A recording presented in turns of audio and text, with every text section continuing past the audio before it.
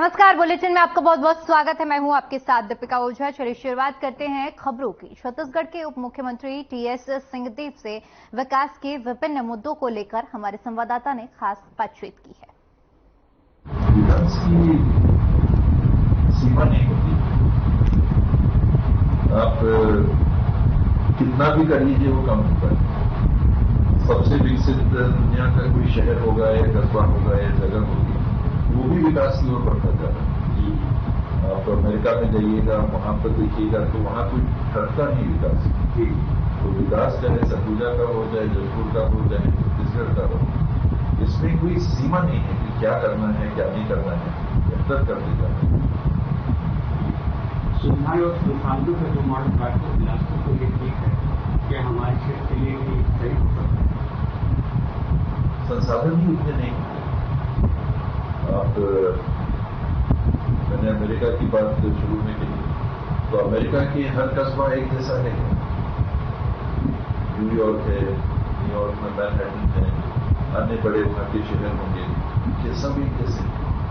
वहां भी ग्रामीण क्षेत्र है, वहां भी ग्रामीण क्षेत्र की तुलना बड़े शहरों से करिएगा तो बहुत अंतर होता है।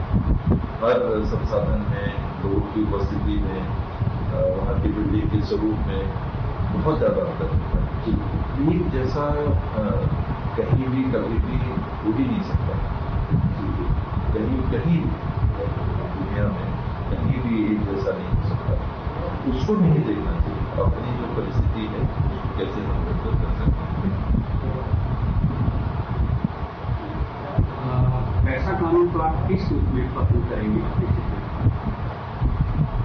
कानून तो 1990 के दशक से है, उसके नियम अभी हाल में बने हैं, वो लागू होने चाहिए और उसके अनुरूप पंचायती राज व्यवस्था बननी चाहिए, पंचायतों की व्यवस्था बननी चाहिए। पंचायती राज की एक बुनियादी कड़ी है जिसमें ग्राम पंचायत जो है वो ग्राम सभा की ओर उत्तरदायी अपना होगा और समय के साथ इसको डेवलप करना पड़ेगा।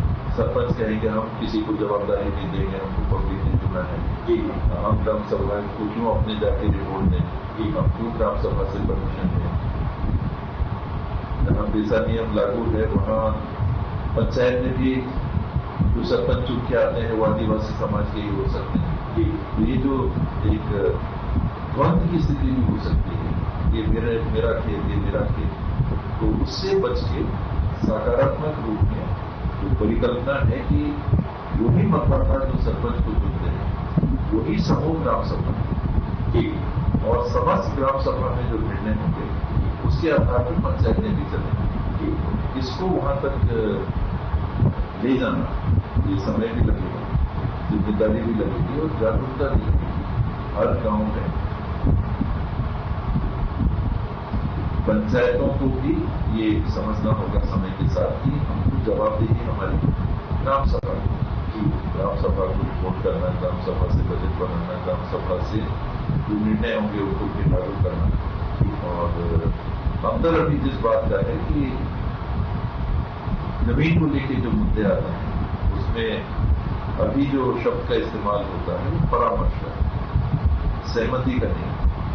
इसको विकसित करना है कि खास करके जमीन में खदान खोलना, अन्य बातें हैं, उसमें गांव की जमीन जाएगी, चाहे वो बांध बनना हो, रोड बनना हो, तो चर्चा अर्थात कि हमने बात की और कोई वजन ग्राम सभा का नहीं बनता। सहमति लेना ग्राम सभा की ये जागरूक व्यवस्था का हिस्सा बन सकता है। एक शब्द है जिसका जब हमने आत्मसात किया कि हम कुछ होने नहीं देंगे, ग्राम सभा के पास बात विकास हो जाएगा। आपका पहला सवाल था विकास का, सड़क बनानी है, ग्राम सभा कहेगी हम जमीन नहीं देंगे। बाग बनाना है, ग्राम सभा कहेगी इतने हमारे यहाँ जमीन डूबेगी, हम जमीन नहीं देंगे। और इस प्रकार के विकास के काम आएंगे। तो इसके बीच में मेरा ये मानना है कि ऐसा भी अगर ग्राम सभा करें तो अंततः समय के साथ में वो जवाबदेही हमको ग्राम सभा को देनी चाहिए। सिर्फ चर्चा ही है, एक सहमति, तो उस दिशा में अभी हमको मैच्योर थोड़ा समय लगेगा। लेकिन उस दिशा में हमको जाना है। आदिवासियों की संस्कृति और सभ्यता तथा जीवन शैली से आप मर्मज्ञ हैं। अत्यंत जीवन शैली भी आपने जी है। यह संरक्षित भी रहे, सुरक्षित भी रहे और विकसित भी जो मन में कुछ है। आपने पेशा नियम पेशा कानून की बात की, तो पुरानी सभ्यता, रीति रिवाज, अलग अलग धर्म के मानने वाले गांव में रह सकते हैं, आदिवासी अंचल में भी जहां पेशा नियम लागू होता है, वहां इस सभी धर्मों की व्यवस्था करना ये ग्राम सभा कर रही है। आप आदिवासी की बात करेंगे तो मान लीजिए कि एक गांव में कंवर रहते हैं, गोड़ रहते हैं, उरांव रहते हैं, कहवार रहते हैं, नगीसिया रहेंगे, सबकी तलत अलग अलग। आदिवासी समाज और सभ्यता में कोई ऐसी एक रूपता भी नहीं है। जैसे आप हिंदू धर्म की बात करें तो उसमें अनेकों भगवान, अनेकों पद्धति। आप ईसाई धर्म की बात करेंगे तो कैथोलिक है, तो प्रोटेस्टेंट है, तो और भी है। आप इस्लाम धर्म की बात करेंगे तो उसमें भी कई प्रकार के धर्म के राह पे चलने की व्यवस्थाएं हैं, कोई एक नहीं। कोई आदिवासी समाज के अंदर की बात इसकी है, किसी एक जाति विशेष की नहीं। आदिवासी धर्म और समाज की व्यवस्था एक नहीं, लेकिन जितनी है वो सब उनको पालन करने वाले आदिवासी वर्ग के बनने वाले उनको पूरी स्वतंत्रता और सुरक्षा होनी चाहिए। अपने नियमों का अपने लिए पालन। मैं अपनी बात आपके ऊपर लाऊं, ये व्यवस्था नहीं है। आदिवासी समाज के अंदर की अलग अलग मान्यताएं। कोई संगा की पूजा करते हैं, कोई बुढ़ा देव की पूजा करते हैं, कोई तीसरे स्वरूप को मान्यता देते हैं। उस सभी स्वरूप सुरक्षित और संरक्षित को ये व्यवस्था बनानी है कि सिर्फ एक ही पूजा होगी वहां मानव समाज में। सबकी जो पद्धतियां हैं सबको सुरक्षित और संरक्षित करके स्वतंत्र रूप से उस वर्ग के लोग अपने रीति रिवाज से अपने जीवन को चलाएं। ये हमको यह सिर्फ टाइटल ना हो, वास्तव में हो सकता है, यानी ओपन किया जा सकता है। लेकिन क्या होना चाहिए?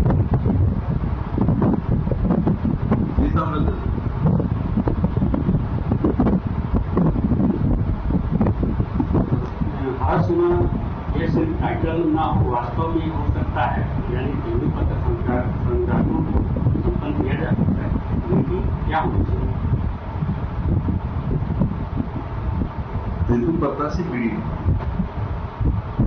तेंदु पत्ता का उपयोग जो भी देखा जा रहा है बीड़ी बनाने में होता है।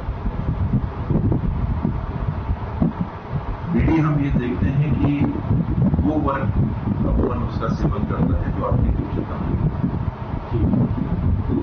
तेंदु पत्ता से पूरा हमको जीवन आधारित कर देना कि पूरी अर्थव्यवस्था समाज की तेंदु पत्ते के ऊपर, जहां तेंदु पत्ता होता है तो हर जगह तेंदु पत्ता होता है, तो जिन क्षेत्रों में तेंदु पत्ता होता है उसमें उतनी ही कीमत दी जा सकती है तेंदु पत्ते की, जितने में तेंदु पत्ता को बढ़े हुए दर पे अगर बेचा जाए तो बीड़ी खरीदने वाले को पोसाए कि हम उसके पत्ते की बीड़ी खरीद सकें।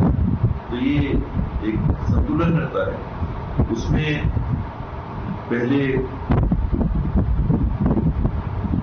मान लीजिए चिरौंजी इत्यादि का बात आता है तो नमक में कहते थे लोग कि अदला बदली कर लिया जाता था और बहुत नुकसान होता था लोगों को।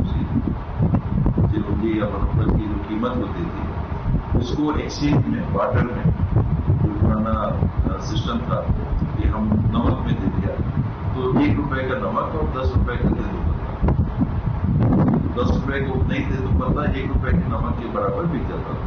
उसमें आज आपको तेंदु पत्ता की कीमत मिल रही है, नमक के आप उतने में संतुष्ट होकर ले लेते, उसकी तुलना करिएगा बहुत कम होता है। तो वहां से आपने बढ़ा की व्यवस्था को लाया कि आज छत्तीसगढ़ में पूरे देश में जितना नहीं मिल रहा है 4,000 1000 रुपये मानी पूरा उसकी कीमत मिलती है। 1000 पेटी तेंदुपत्ता की 50 पत्ती की अगर आप लाते हो आपको 4000 रुपये। अब आप ये 20,000 दे दीजिए तो बीड़ी कौन पिएगा? बीड़ी पीने वालों को उस रेट में बीड़ी का भाव नहीं पोसाएगा। उतना संतुलन बनाना पड़ता है, इधर शोषण भी ना हो और उधर उपयोग करने वालों के लिए भी ऐसे दाम भी मिले, वो भी कोई बड़े महलों में रहने वाले या बहुत संपन्न व्यक्ति हों वो उसका सेवन नहीं करते, उसके बीच में रास्ता निकलता है। अभी छत्तीसगढ़ में तेंदुपत्ता के अच्छे भाव।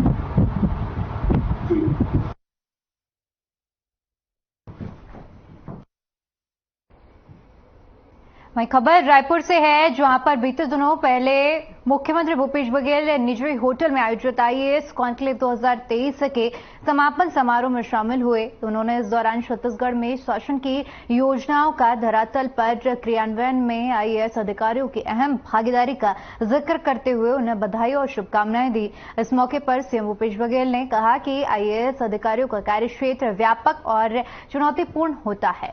इसे सही दिशा में देने के लिए अधिकारियों को चाहिए कि वे अपने दायित्वों का पूरी निष्ठा के साथ निर्वहन करें और कुशलतापूर्वक अपने कर्तव्य का पालन करें। एक आईएएस अधिकारी का कार्य हर वर्ग समेत जनता को सीधा साधा जुड़ा हुआ होता है। इसे ध्यान में रखते हुए जनहित में योजनाओं को और कार्यक्रमों का बेहतर से बेहतर कार्य करने के लिए हमेशा तत्परता से कार्य करें और आम जनता को उसका अधिक से अधिक लाभ पहुंचाएं। इस समारोह का मुख्य सचिव अमिताभ जैन और अध्यक्ष आईएएस एसोसिएशन छत्तीसगढ़ मनोज पिंगुआ ने संबोधित किया और मुख्यमंत्री भूपेश बघेल के कुशल मार्गदर्शन के लिए आभार जताया।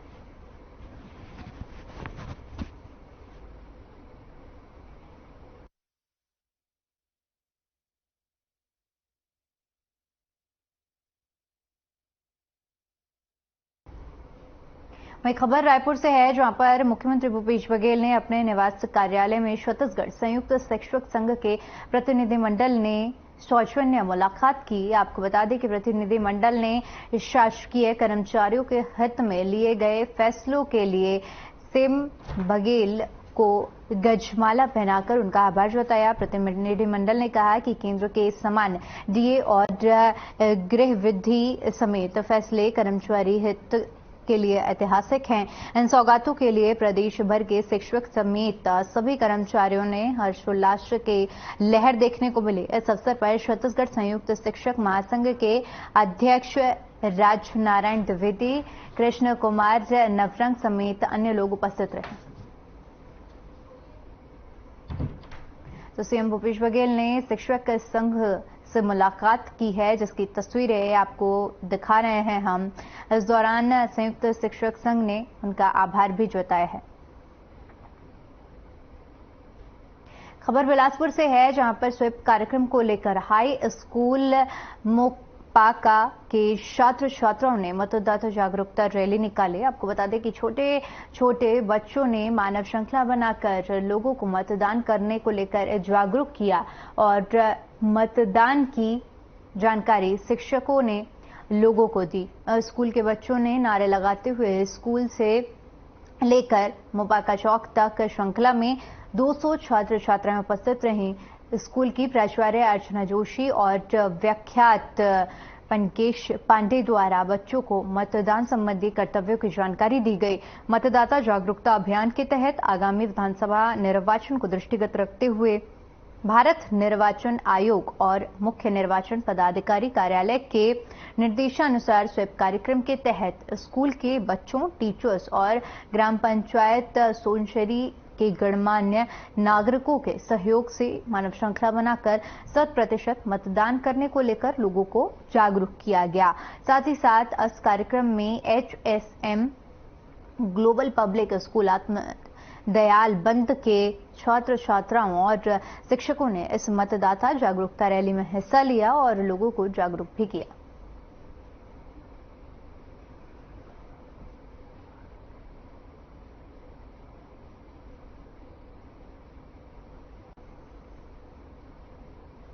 वहीं मुख्यमंत्री सरस्वती कन्या साइकिल योजना के तहत ग्राम पंचायत चिखली के शासकीय हाई स्कूल के 21 छात्राओं को साइकिल वितरण किया गया। वरिष्ठ कांग्रेस नेता मोहम्मद शफीक की ओर से ये कार्य किया गया है। वरिष्ठ कांग्रेस नेता मोहम्मद शफीक ने मुख्यमंत्री कन्या साइकिल योजना का सराहनीय कार्य करते हुए कहा कि इस योजना से बालिका शिक्षा को बढ़ावा मिल रहा है। दूर दराज से स्कूल तक पहुंचने में जो अधिक वक्त लगता था उसकी बचत हुई, साथ ही साथ बालिकाओं की पढ़ाई में रुचि भी बढ़ने लगी।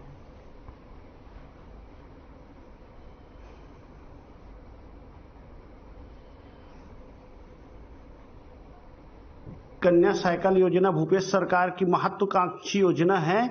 इसके तहत आज शासकीय हाई स्कूल चिखली ग्राम पंचायत में जो है साइकिल वितरण किया गया है 21 छात्राओं को। इससे ये होता है कि जैसे कि दूर दराज के लड़कियां हैं, उनको जो है स्कूल आने में बहुत परेशानी होती थी। हमारी सरकार की ये महत्वाकांक्षी योजना है, जैसे दूर दराज के बच्चियां जो है उनको अब आने में समय अनुसार ही स्कूल पहुंच जाएंगे और उनको आने जाने की जो परेशानी हो रही थी वो दूर होगा। साइकिल मिलने से बच्चों के मन में ये उत्साह हुआ है कि वो जो है ना स्कूल समय में नहीं पहुंच पाते थे, और समय में नहीं पहुंच पाते थे तो शिक्षक और शिक्षिकाओं का उन लोगों को नाराजगी झेलना पड़ता था। वो अब इनके दूर हो जाएगा। समय से पहले ही स्कूल पहुंच जाएंगे और उनकी पढ़ाई में जो है बेफिक्र होके, बगैर मानसिक फ्री होके जो है ना टेंशन फ्री होके उन लोग पढ़ाई करेंगे। क्या नाम है आपका? मोहम्मद शफीक खान, जनपद सदस्य, क्षेत्र क्रमांक 11। वहीं धर्मजयगढ़ विकासखंड के कई आदिवासी छात्र इन दिनों शिक्षा से दूर देखे जा रहे हैं। आपको बता दें कि शासकीय प्री मैट्रिक आदिवासी ब्लॉक छात्रावास धर्मजयगढ़ में मरम्मत कार्य समय पर पूरा नहीं किए जाने से आदिवासी छात्रों का भविष्य अंधकार में है। ऐसे में ग्रामीण क्षेत्रों के बच्चे और उनके परिजन अब पढ़ाई को लेकर चिंतित हैं। वहीं इस मामले को लेकर जब छात्रावास अधीक्षक से पूछा गया तो कैमरे के सामने भी कुछ कहने से मना कर दिया। हालांकि इस बात को उन्होंने कबूला कि मरम्मत कार्य समय पर पूरा नहीं किया गया, जिससे ग्रामीण क्षेत्रों के बच्चों की पढ़ाई प्रभावित हो रही है।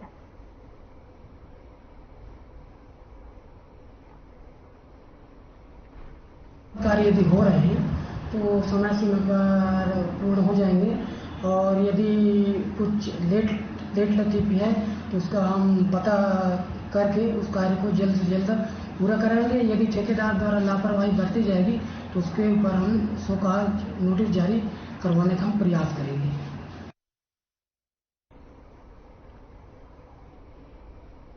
वहीं अंबिकापुर शासकीय जिला चिकित्सालय के अंदर से भ्रष्टाचार का मामला सामने आया है। बता दें कि जितने बड़े अधिकारी हैं और जिनके हाथ में पावर है वो खुल के भ्रष्टाचार करते हैं। ऐसा ही एक मामला शासकीय जिला चिकित्सालय का है, जिससे पात्र हितग्राहियों को अंधेरे में रखा गया कि भर्ती की गई है। बता दें कि जिस अभ्यर्थी को संविदा पर नियुक्त किया गया है उस प्रक्रिया पर अन्य अभ्यर्थी को आपत्ति है। हर खबर के संवाददाता ने सभी संबंधित अधिकारियों से बात करने की कोशिश की, पर किसी ने जवाब नहीं दिया, उल्टा संवाददाता को ही धमकी दे दी।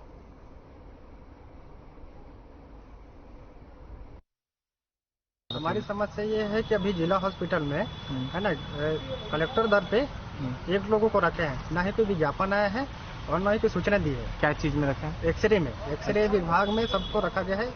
अंदर ही अंदर एक कर्मचारी रखा गया है ताकि जिसका बाहर वाले को कुछ भी पता नहीं। क्या होना चाहिए इसमें? ये होना चाहिए कि हम ये चाहते हैं कि भाई प्रॉपर तरीके से हो, इंटरव्यू हो, साक्षात्कार हो, उसका विज्ञापन निकले ताकि बाकी लोगों को भी पता चले। एटलीस्ट ये पता तो चले कि भाई किस बेसिस पे हो रहा है, जो भर्ती हुआ है किस बेसिस पे हो रहा है, क्यों हुआ है, ये किसी को नहीं पता है। सब अंदर ही अंदर हुआ जा रहा है। तो सर को कहीं मीटिंग में जाना था तो रुके नहीं और चले गए। तो मीडिया पर्सन के द्वारा क्या बोला गया वहाँ पर? मीडिया पर्सन सर वो बस यही बोले कि 5 मिनट रुक जाइए, हमको भी जरूरी बात करना है, वो रुक जाइए, बात कर लीजिए। अच्छा, तो इस पर क्या इश्तिहार निकाला गया था? नहीं। जिसमें आप दावा कर रहे हैं? नहीं, कोई इश्तिहार नहीं निकाला गया। तो कहने में तक उल्टा गलत है जी। वो तो बोले नहीं, कुछ बोले हम लोग को 5 में बात करना है, लेकिन वो बोलने से पहले निकल गए। ये बोल के निकले कि मैं जा रहा हूँ।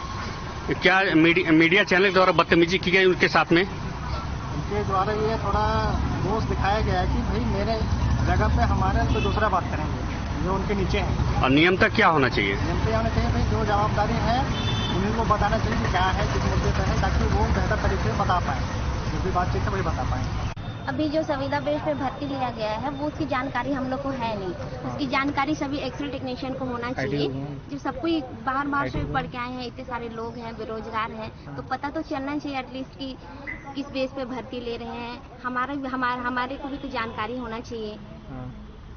तो अभी क्या दिक्कत हो गया है? अब जिसको रखे हैं एक्सरे टेक्नीशियन वो किस बेस पे रखे हैं वो हमको पता होना चाहिए, लिस्ट निकालना चाहिए, पेपर आउट कराना चाहिए, तो ये जानकारी हम लोग को होना चाहिए। तो ये जानकारी हम लोग को है नहीं।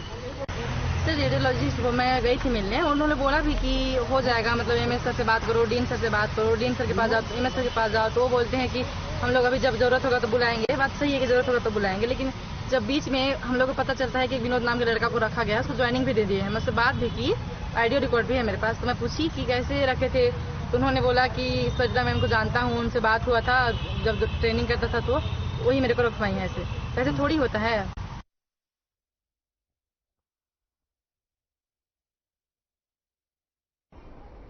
चलिए फिलहाल के लिए इस बुलेटिन में इतना ही। बाकी तमाम बड़ी खबरों के लिए बने रहिए हमारे साथ। नमस्कार।